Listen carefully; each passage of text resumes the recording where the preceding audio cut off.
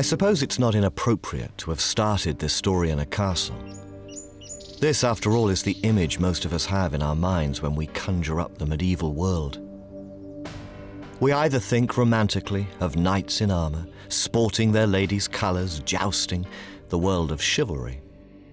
Or we think of siege towers and burning oil, the constant bloodletting of those distant days. And heaven knows this part of England saw more trouble than most.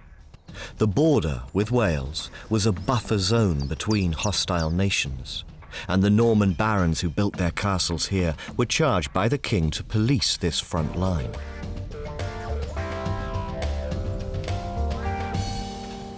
But here's the thing. My story over the next couple of hours isn't the story of kings and barons. It's the story of everyone else. It's our story, the story of ordinary people. And that means that my exploration of the medieval world has to get beyond the castle, out into the countryside.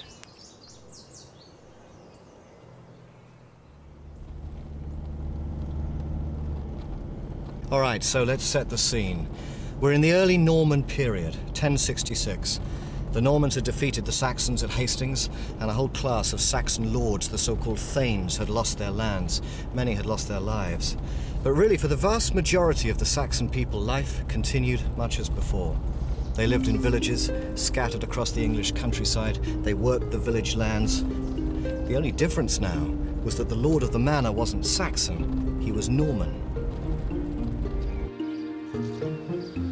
I've come to visit one of the loveliest manor houses in England, a place called Stokesay in Shropshire. The earliest parts of this building date from the 12th century, but there's been a manor here at Stokesay since the days of the Conquest.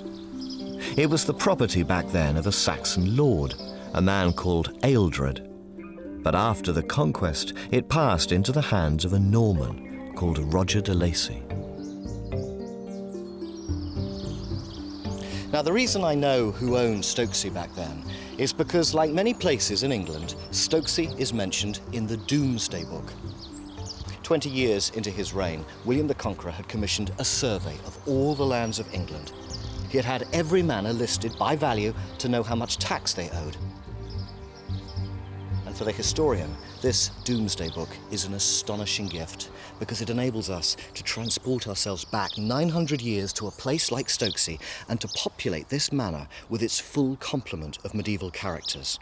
And I quote, "In the manor of Stokesay, there are 16 serfs and maidserfs, and 20 villeins with 8 ox teams, and 9 women cottagers, and a miller grinding corn, and a keeper of bees."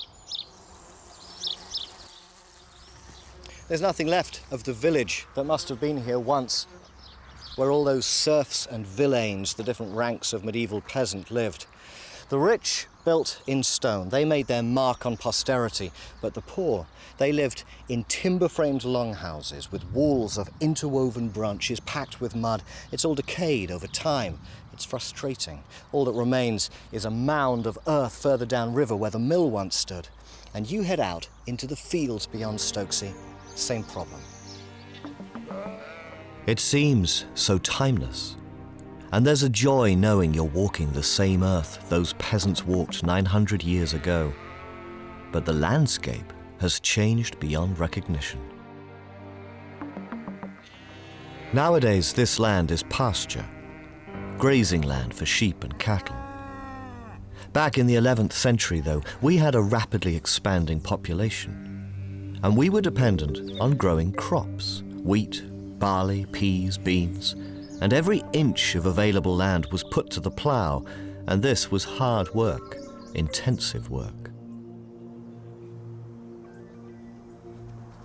The farmer that owns this land, Mr. Marsh, he's got tractors, he's got combine harvesters.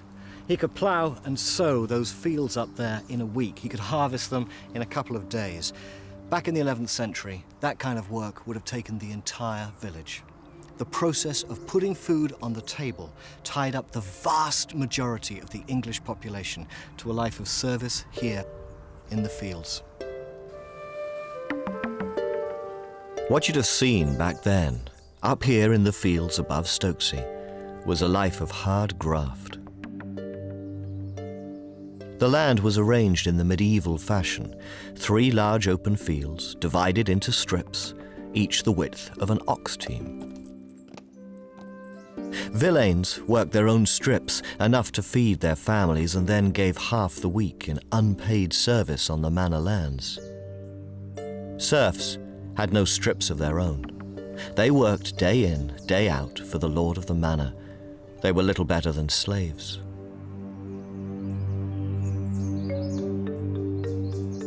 The theory was, in return for labour, the lord of the manor offered the village protection. And there must have been occasions when the church bell rang a warning, and the peasants sought refuge here, carrying their precious chickens, herding their livestock into the sanctuary of the manor. But the fact is, by the time this great hall was built in the 13th century, the threat of Welsh raiding parties was long gone. Peace reigned in England, but the obligation to work unpaid for the lord of the manor continued.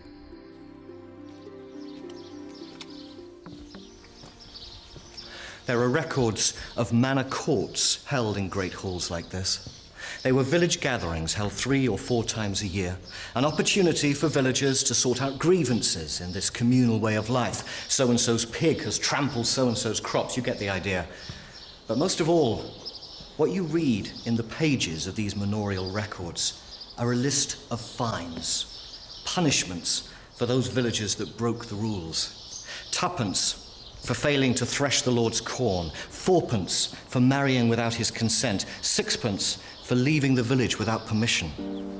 And in a way, I suppose the story I've got to tell in this program is the story of how we as a nation emerged from the shackles of manor life, how we broke free from the confines of the village, the field, how we became the people we are today.